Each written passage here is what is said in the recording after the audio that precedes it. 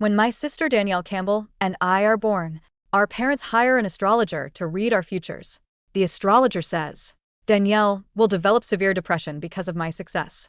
After the SAT scores are released, she'll jump from the roof of our school and end her life. To save Danielle, my parents spend 18 years tearing me down. On the day of the SAT, they even confiscate my exam permit. I fall to my knees and beg them, slamming my forehead against the tile floor over and over. Dad kicks me into the walk-in freezer and locks the door from the outside. You know your sister will die because of you, and you still insist on taking the exam. Are you trying to drive her to her death? The freezer is set to -22 degrees Fahrenheit. I'm wearing nothing but my short-sleeve school uniform. I pound desperately on the door. Mom, it's so cold in here. Please let me out. Oh, Stop pretending. Mom's voice is sharp and cutting. The refrigeration isn't even turned on. Danielle is only one step away from escaping that prophecy. And all you can think about is yourself. Their footsteps fade into the distance.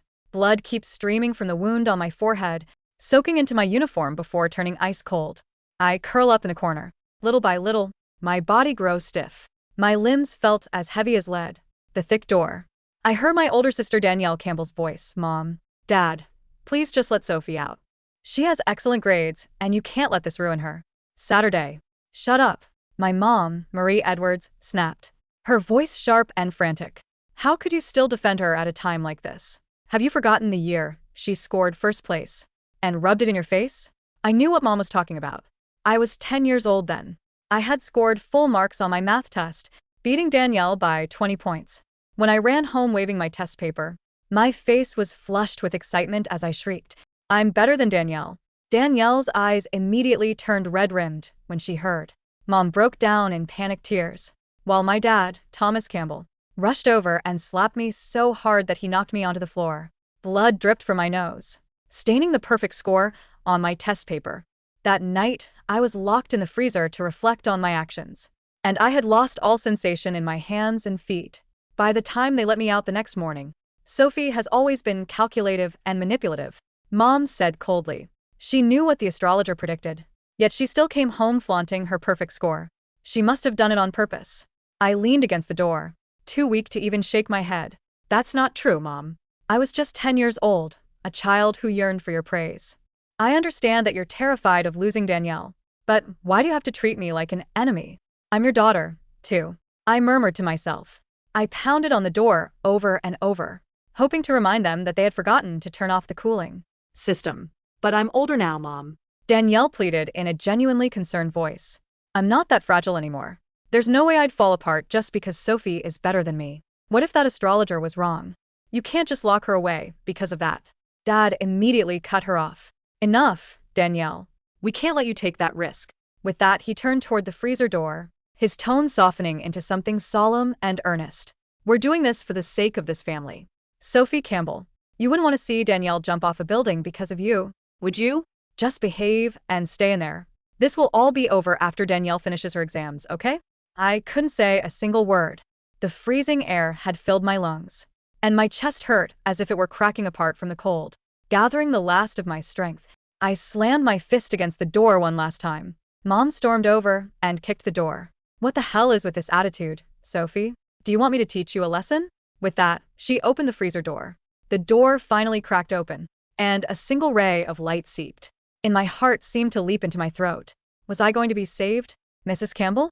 A hand reached out and caught Mom's wrist. Was my childhood best friend, Ethan Hart, who had grown up with me, and once promised we would get into the same college together. Standing at the door of the freezer, he frowned slightly and said, Sophie has always been competitive. She's not going to listen no matter what you tell her right now. He paused before turning toward the freezer. I know this feels unfair, Sophie, but Danielle is innocent. She shouldn't have to be the sacrifice for your life. Behave just this once, okay? There was no response from behind the freezer door, because I can no longer move. My body was like a frozen popsicle that had snapped in half, locked in the position of knocking on the door.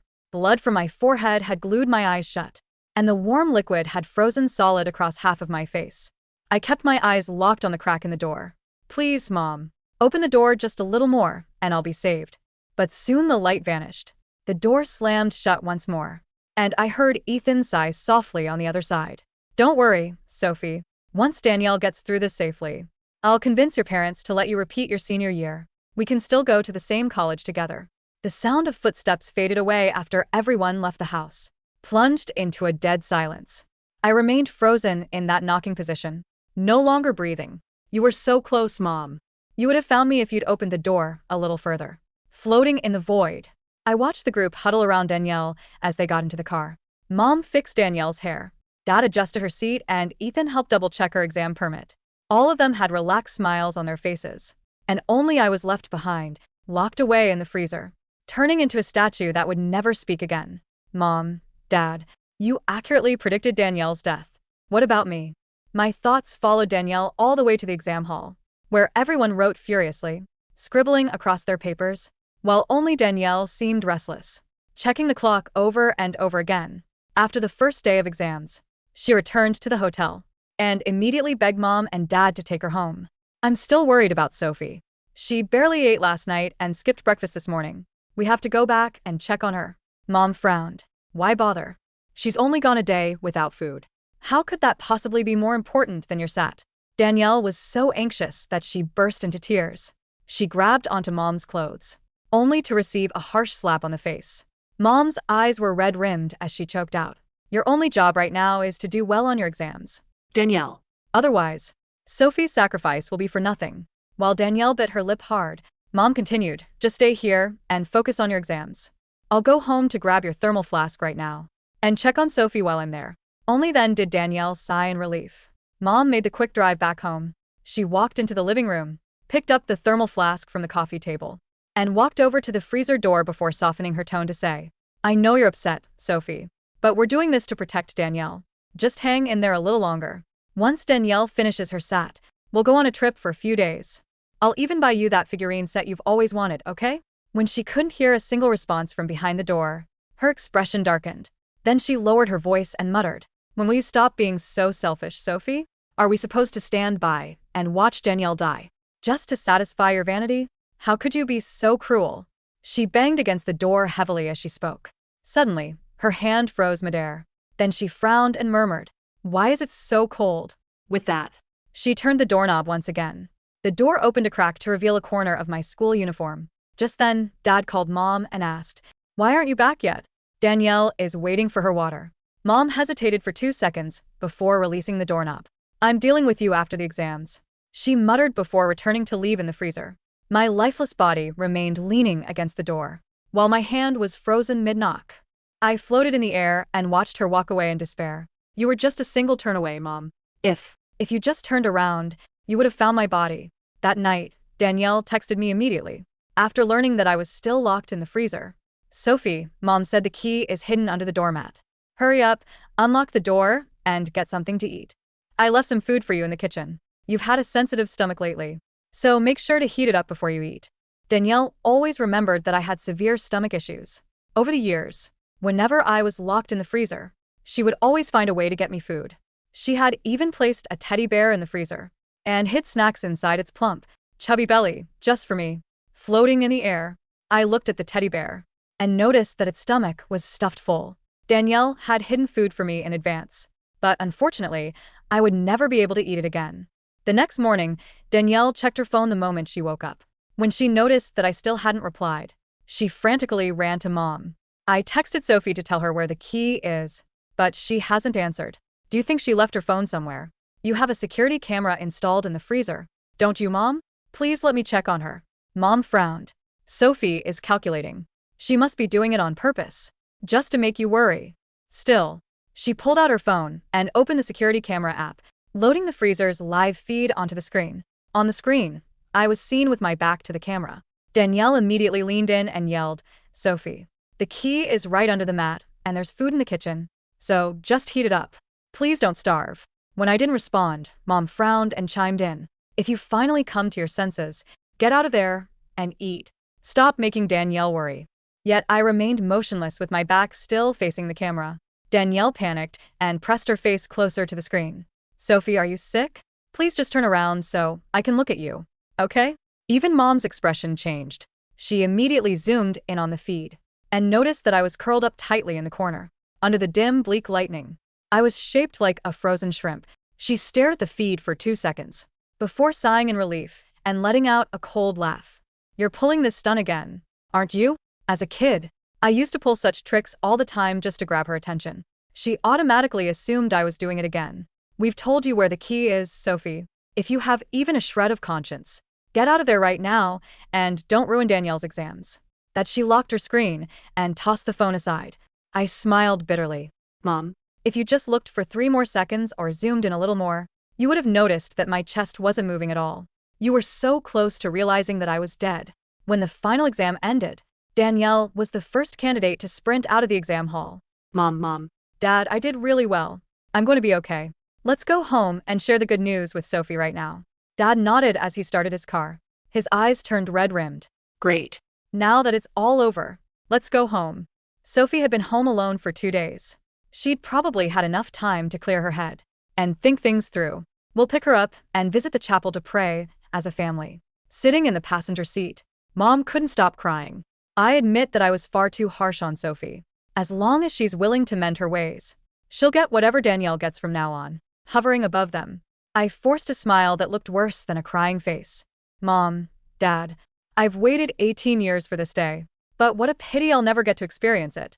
Soon the car pulled up to the house. Danielle sprinted ahead of everyone and threw the door open only to freeze in her tracks. She noticed that the food left on the dining table was untouched and moldy. Her voice started shaking. Sophie, she hasn't come out in 2 days. Mom was momentarily stunned before her expression turned grim. She stormed over to the freezer and kicked the door hard. Sophie, are you seriously still throwing a fit? Do you have any idea what Danielle has gone through these past few days? She couldn't eat or sleep. And she was worried sick about you even while taking her exams. Here you are. Who are you playing dead for in there? Dad finally lost his patience and marched over. There was suppressed rage in his voice as he said, "You've let me down, Sophie. We were worried sick about you for 2 days. But what have you done? Have you shown even a single shred of remorse?" Danielle held them back and said in a slightly trembling voice, "Mom, Dad, Sophie wouldn't do this for no reason. Something must have happened to her." Their expressions stiffened for a second. Just then, Ethan walked in and stopped in front of the freezer door, holding up his phone. Ethan Hart stood in the doorway of the kitchen, his phone screen casting a pale blue glow over his troubled face. The kitchen was warm, smelling of the expensive jasmine tea Marie Edwards had brewed to celebrate Danielle's return from the SAT exams. "Mr. Campbell, Mrs. Campbell," Ethan said, his voice carrying a strange, hollow tremor. He held up his phone, pointing at the screen. "I just got an automated notification from the Smart Home Security Hub. It's been sending alerts to my Dad's account since yesterday because our families share the emergency network, the kitchen walk-in unit. It's drawing 1,500 watts of power. It's been running at maximum capacity for over 40 hours. Marie chuckled, a sharp, dismissive sound as she reached for her teacup. "Oh, Ethan, don't be silly. I turned off the cooling system breaker myself before we left. You know how Sophie is. She loves to play the victim. She's probably sitting in there in the dark, chewing on her fingernails, waiting for us to beg her to come out. It's all a performance." "No, Mrs. Campbell," Ethan insisted, his steps hastening toward the heavy, stainless steel door of the freezer. "Look at the status indicator on the wall panel. It's not green. It's deep blue." Thomas Campbell frowned, setting his car keys down on the granite countertop with a heavy clack. "Marie, did you actually check the breaker or did you just flip the auxiliary switch on the kitchen wall?" "I flipped the switch," Marie snapped, her irritation flaring. "It's the same thing. Why are we suddenly interrogating me? Sophie has survived worse than this. Remember when she was 10? She slept in there overnight and walked out perfectly fine the next morning, albeit a little quiet. She's tough. She's manipulative. She's doing this to ruin Danielle's special day." Danielle, standing by the dining table, clutched her test prep folder to her chest. Her face had gone entirely bloodless. "Mom, the switch on the wall only controls the interior light. The actual cooling unit breaker is in the basement. Dad marked it last year when we did the kitchen remodel." The silence that followed was heavy, thick with a sudden, suffocating weight.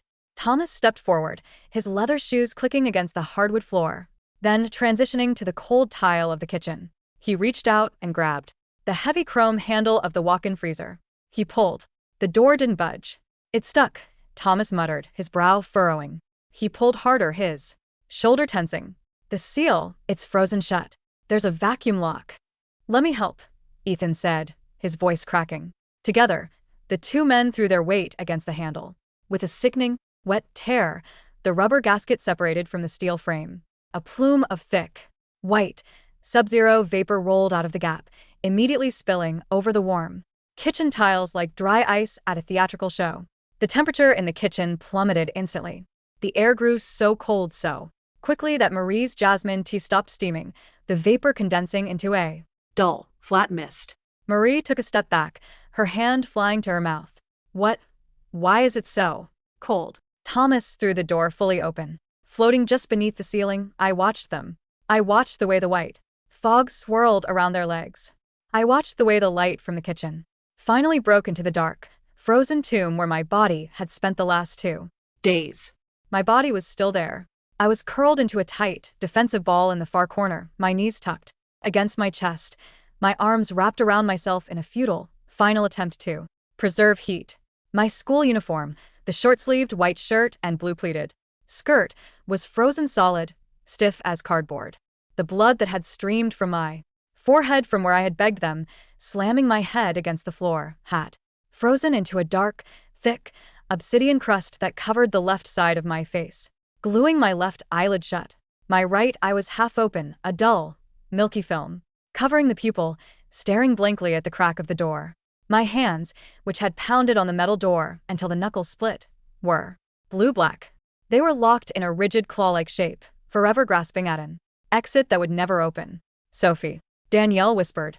She took a step forward, her legs shaking so violently she had to hold onto the kitchen island for support. Sophie, stop it. The joke isn't funny. Get up.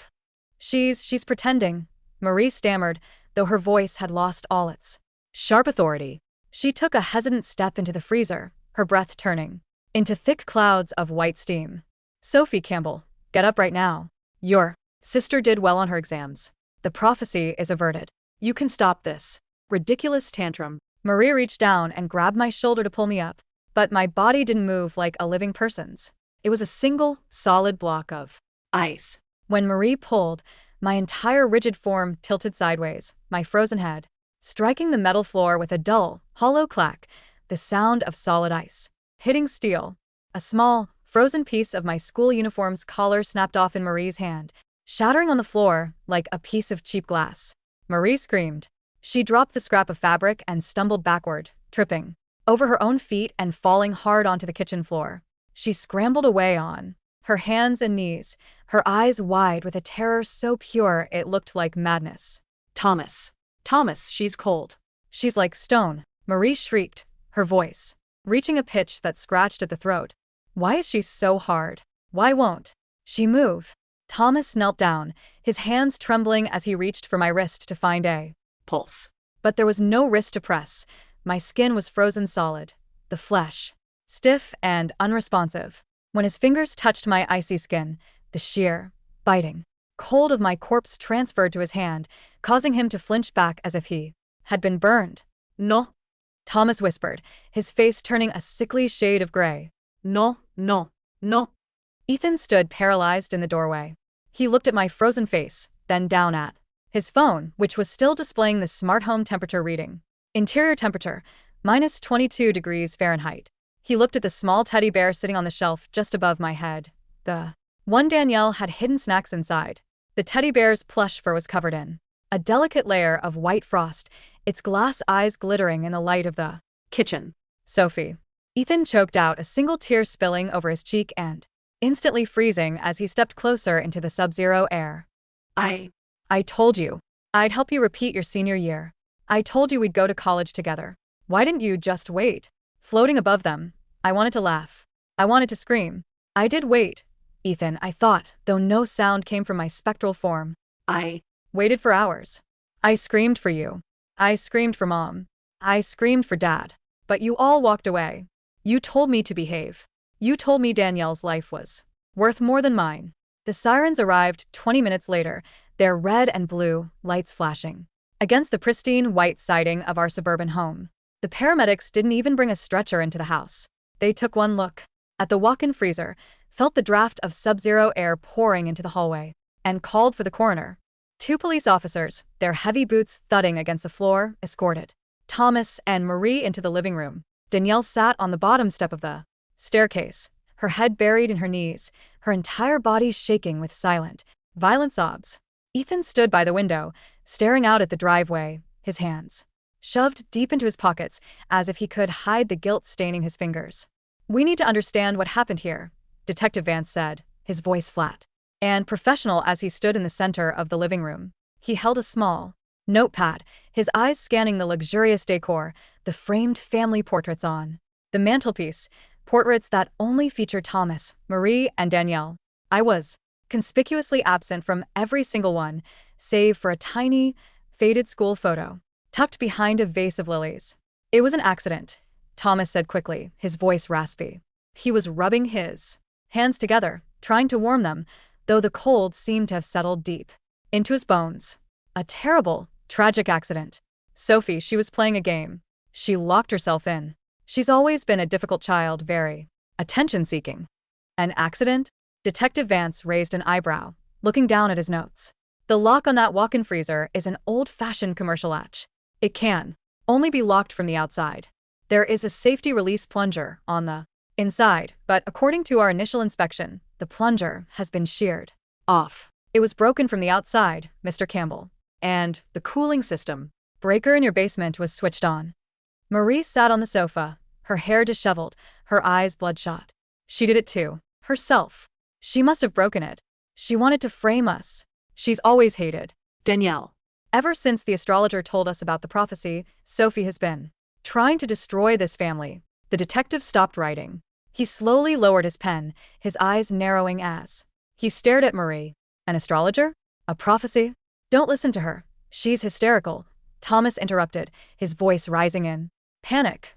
He glared at Marie, warning her to shut her mouth, but the dam had already broken. "It's true," Marie cried, her voice cracking. "The astrologer said Danielle would jump from the school roof because of Sophie's success. We had to protect her. We spent 18 years making sure Sophie didn't overshadow her. We had to keep her humble. We had to keep her away from the exams.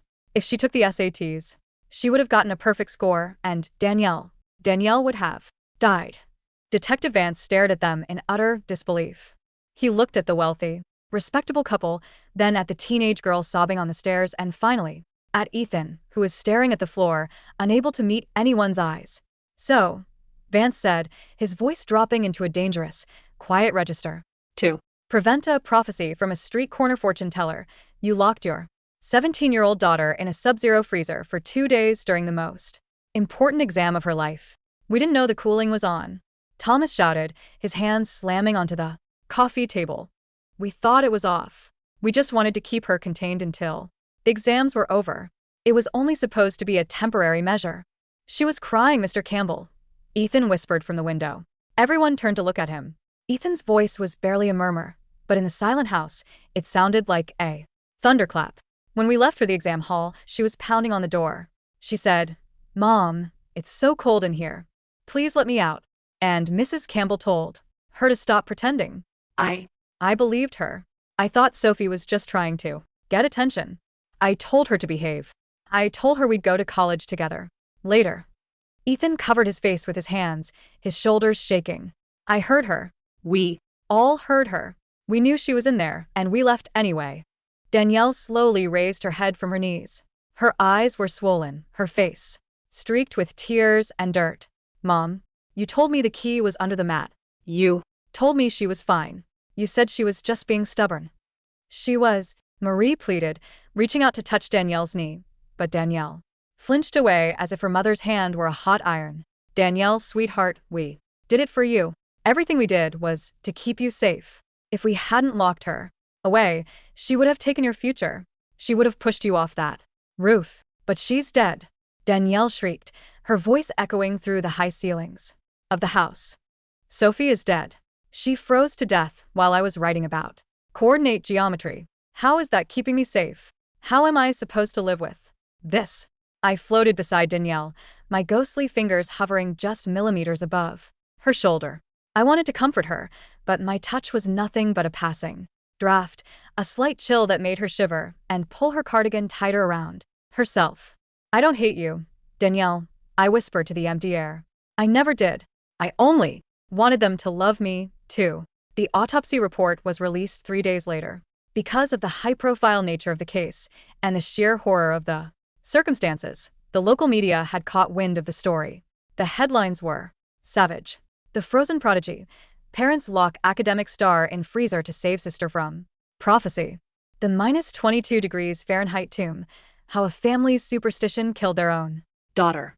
The autopsy details were leaked to the press, and they were devastating. I sat on the kitchen counter, watching Thomas read the digital newspaper on his tablet, his hands shaking so violently that he kept dropping the device. The coroner's report stated that Sophie Campbell had died of extreme hypothermia within 6 hours of being locked inside. The severe wound on her forehead caused by slamming her head against the tile floor in a desperate plea for her exam permit had bled profusely. Because of the extreme cold, the blood had frozen over her face, sealing her left eye. The pain from the cold would have been agonizing, starting with violent, uncontrollable shivering, followed by the illusion of extreme heat as her body's temperature regulation failed, and, finally, a slow, heavy descent into a terminal sleep. She had died alone, in the dark, clutching a stuffed teddy bear that contained a stale sandwich and a juice box. "They're calling us monsters," Thomas whispered, his voice hollow. He looked older, his hair suddenly streaked with gray, his face sunken and pale. "The bank. They suspended my position as senior partner. They said my presence is a liability to the firm's public image. Marie, do you hear me? We're ruined." Marie didn't answer. She sat in the armchair across from him, rocking back and forth. She hadn't washed her hair in 3 days, and she was still wearing the same stained blouse she had on when they found my body. "The astrologer," Marie muttered, her eyes vacant as she stared at the empty walk-in freezer door, which had been sealed with yellow police tape. "We need to find the astrologer. He'll tell us what to do. He'll tell us how to fix this. If Danielle is safe, then it was worth it. It had to be worth it." "Danielle won't speak to us," Thomas roared, his frustration finally breaking through his shock. "She's staying at her aunt's house. She refuses to answer our calls.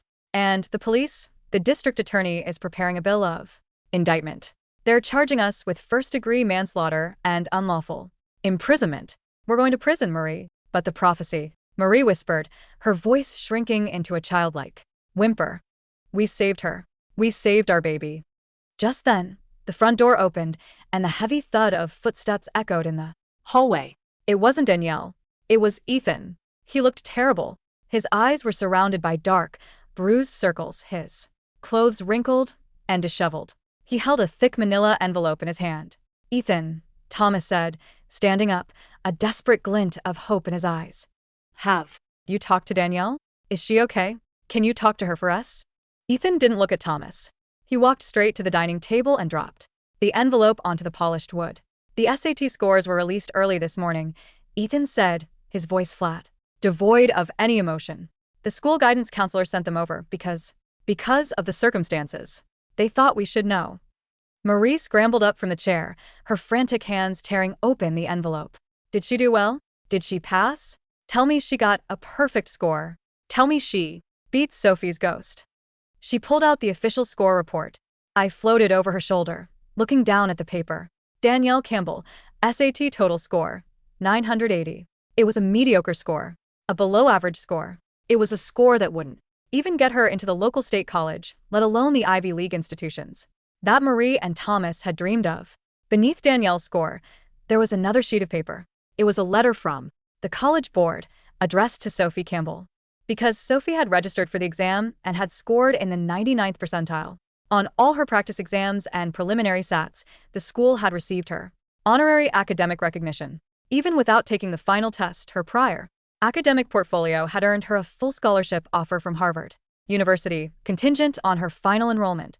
The letter was dated the exact day she had frozen to death. Marie stared at the numbers. 980. But she studied. We gave her everything. We gave her Sophie's study guides, Sophie's tutors, Sophie's desk. How could she only get a 980? Because she was too busy worrying about the sister you locked in a freezer," Ethan said, a bitter, mocking laugh escaping his lips. She couldn't focus, Mrs. Campbell. She told me she kept hearing Sophie's knuckles cracking against the metal door during the math section. She said every time she picked up her pencil, she felt like she was holding an icicle. Ethan stepped closer, his eyes boring into Marie's. And, do you want to know the best part? The guidance counselor told me that the astrologer you hired 18 years ago, his name was Arthur Pendleton. He was arrested 5 years ago for fraud. He was running a scam, targeting wealthy, superstitious parents, telling them terrifying prophecies about their children so they would keep coming back to him for expensive, cleansing rituals. Marie's face went entirely slack. The paper slipped from her fingers, fluttering down to the floor, landing right beside the chalk outline where my body had been Found. No, Marie whispered, her hands clawing at her hair. No, he was real. He knew. He knew about the roof. He knew about the suicide. He didn't know anything, Ethan yelled, his voice cracking with a mixture of rage and grief. He made it up. And you tortured Sophie for 18 years because of a lie. You locked her in a freezer. You killed her for nothing. Thomas collapsed back onto the sofa, burying his face in his hands, his chest heaving as he began to weep, not for me, but for the ruin of his own reputation, his own life, his own perfect family. Despite the threat of prison and the weight of public shame, Marie Edwards refused to believe the truth. Her mind, fragile and warped by 18 years of obsession, could not accept that she had killed her daughter for a fraud's lie. On a rainy Thursday afternoon, while Thomas was meeting with his defense attorneys, Marie slipped out of the house. She drove to the dilapidated outskirts of the city, where the old astrologer, Arthur Pendleton, lived in a rundown, overgrown Victorian house. He had avoided prison time through a plea deal but was barred from practicing astrology or spiritual consulting. I followed her, floating in the passenger seat of her car. The air inside the vehicle was thick with the scent of rain and Marie's stale sweat. She was talking to herself, her fingers drumming frantically against the steering wheel. It's a test, she muttered. The universe is testing us. Sophie was the sacrifice. The stars demanded a sacrifice to save Danielle. Once Arthur explains it, Danielle will understand. She'll come home. We'll be a family again. She parked the car and ran through the downpour, slamming her fists against the peeling paint of Pendleton's front door. After a long moment, the door creaked open. An old man with greasy gray hair and a stained cardigan looked out, his eyes squinting through thick glasses. What do you want? He rasped. I don't do readings anymore. Go away. Arthur, it's me, Marie Edwards. Marie cried, pushing her way past him, into the dusty, cluttered hallway. The house smelled of damp paper, incense, and old soup. You remember me? 18 years ago, you did a reading for my twin girls, Danielle and Sophie. You told me Sophie's success would drive Danielle to her death. You told me she would jump from the school roof. Pendleton blinked, his expression blank. He rubbed his temples. Lady, I've done thousands of readings. I don't remember you. You must. Marie screamed, grabbing his shoulders and shaking him. We did what? You said. We kept Sophie down.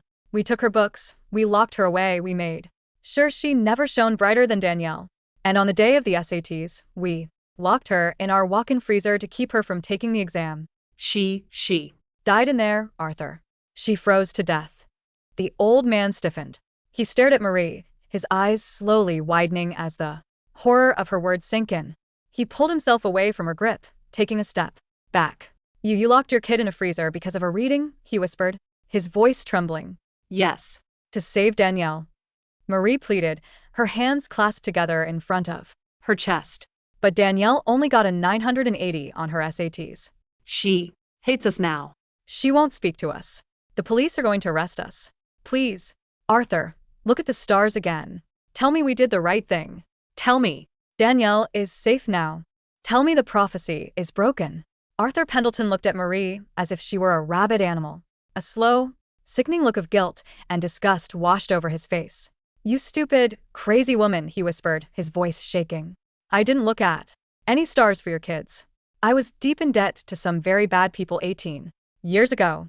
I needed money. When you and your husband walked into my shop, wearing designer clothes and expensive watches, bragging about your beautiful twin girls, I knew I could milk you for years. Marie froze. What? What do you mean? I made it up. Pendleton yelled, his voice echoing in the dusty hallway.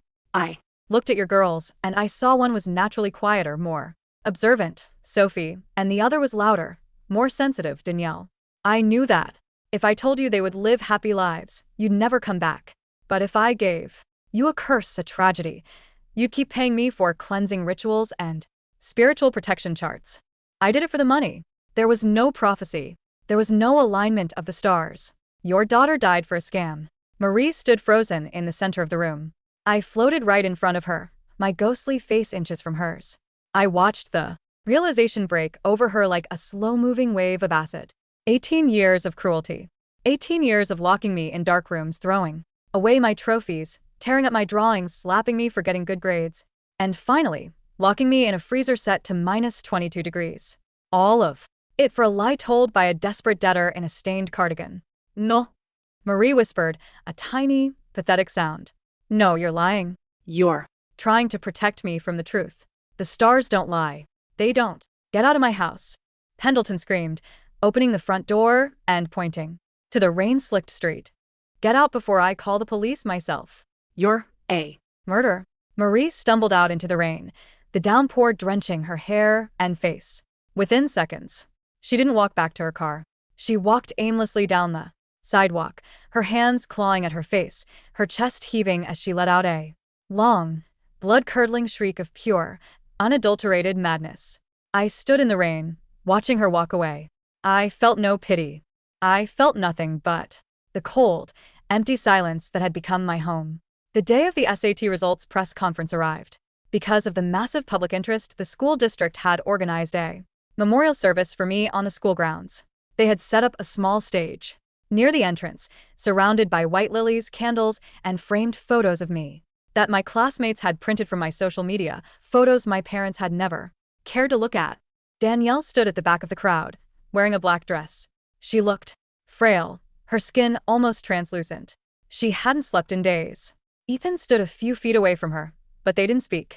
The guilt between them was a chasm too wide to cross. Ethan had tried to apologize to Danielle, had tried to visit her, but every time she looked at him, she only saw the boy who had stood by the freezer door and told me to behave just this once. Suddenly, a commotion broke out at the gates of the school. Marie Edwards, still wearing her stained clothes, her hair wild and matted with rain, pushed her way through the security guards.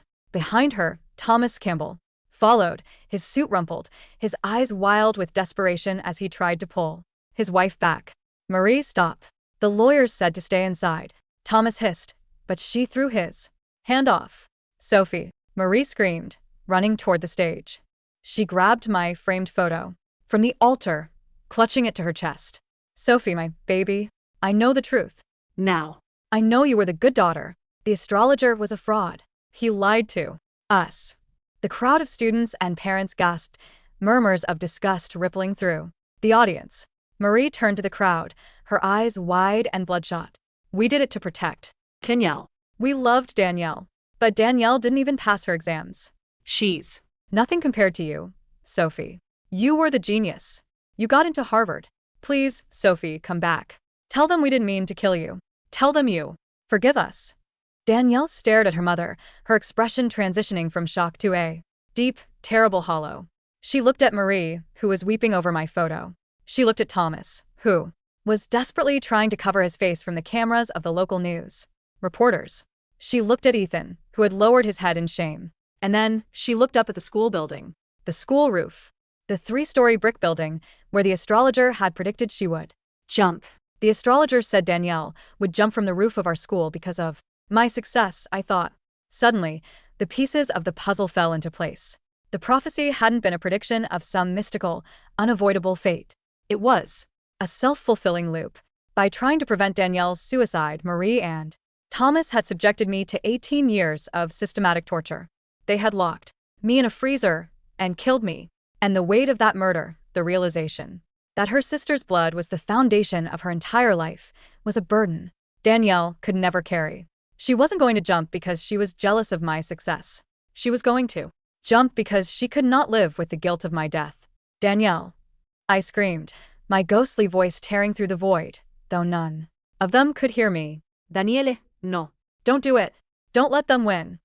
But Danielle was already moving. She slipped away from the crowd, her black dress blending into the shadows of the school's side entrance. She opened the heavy metal door to the stairwell and began to climb, step by step, 3 flights of stairs. I flew beside her, my spectral hands reaching out to grab her wrist, to pull her back, but my fingers kept passing through her like mist. Danielle, please, I begged, tears of light falling from my eyes. I don't blame you. I never blamed you. You gave me the teddy bear. You left me food. You were the only one who loved me. Please don't do this. Danielle didn't hear me. She reached the roof access door. It was usually locked, but because of the memorial service preparations, the janitor had left. It propped open with a brick. She stepped out onto the flat, gravel-covered roof. The wind was cold, blowing her dark hair across her face. Below, on the school lawn, the memorial service was still in chaos. Marie was screaming, throwing herself onto the altar, while Thomas was being handcuffed by 2 police officers, who had arrived to arrest them for the murder of their daughter. Danielle walked slowly to the edge of the roof. She looked down at the concrete parking lot 3 stories below. Sophie, Danielle whispered, her voice carrying on the wind. I'm so sorry. I'm so sorry. I didn't want this. I never wanted you to hurt. I know. I cried, wrapping my ghostly arms around her from behind, trying to pull her weight back onto the gravel. I know, Danielle. Please step back. Ethan, who had noticed Danielle's disappearance, finally ran out onto the school lawn. He looked up, his eyes widening in horror as he spotted the figure in the black dress standing on the precipice of the roof. Danielle. Ethan shrieked, his voice carrying a sheer, raw panic. Danielle, get down from there. The crowd below fell silent. Hundreds of heads turned upward, gasping as they saw the sister of the frozen girl standing on the edge of the building. Marie stopped screaming. She dropped my photo, the glass frame shattering on the Pavement. She looked up at her remaining daughter. Danielle. Marie screamed, her voice cracking. No. Sweetheart, no. The Prophecy is broken. Sophie is dead. You're safe. Why are you up there? Danielle looked down at her mother, a sad, beautiful smile touching her lips. You didn't save me, Mom, Danielle called out, her voice clear and carrying over the silent crowd. You killed Sophie. And in doing so, you killed me, too. She took one final, deep breath. She closed her eyes. And she stepped off the edge. They say that when you die, the world keeps spinning. But for the Campbell family, time stopped forever on that concrete parking lot. Danielle didn't die instantly. She survived the fall for 3 hours in the intensive care unit, her body shattered, her brain swelling beyond repair. She died with her hand resting in Ethan's, not because she had forgiven him, but because she was too weak to pull away. Marie Edwards was declared unfit to stand trial.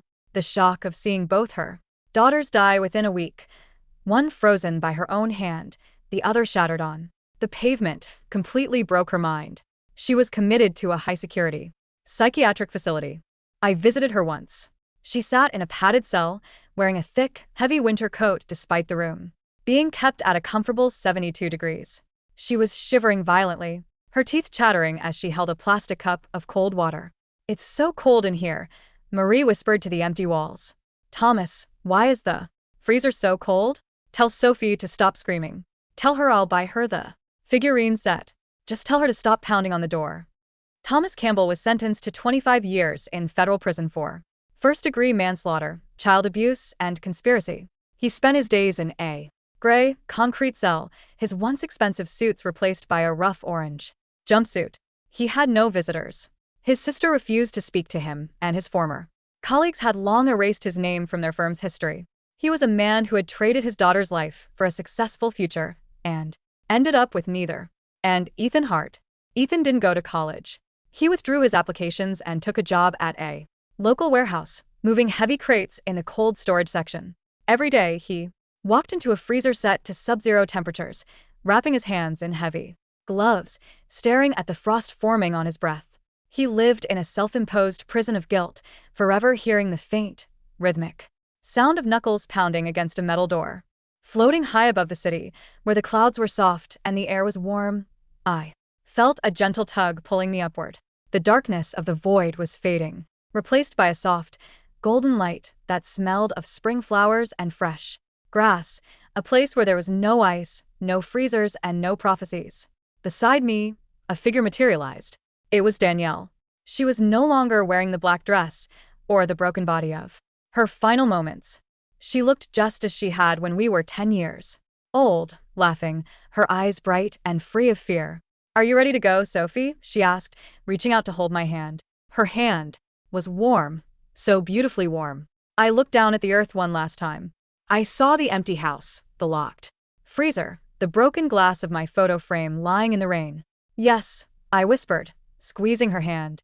"I'm ready." Together, we turned away from the cold world below, stepping into the warmth of a sun that would never fade.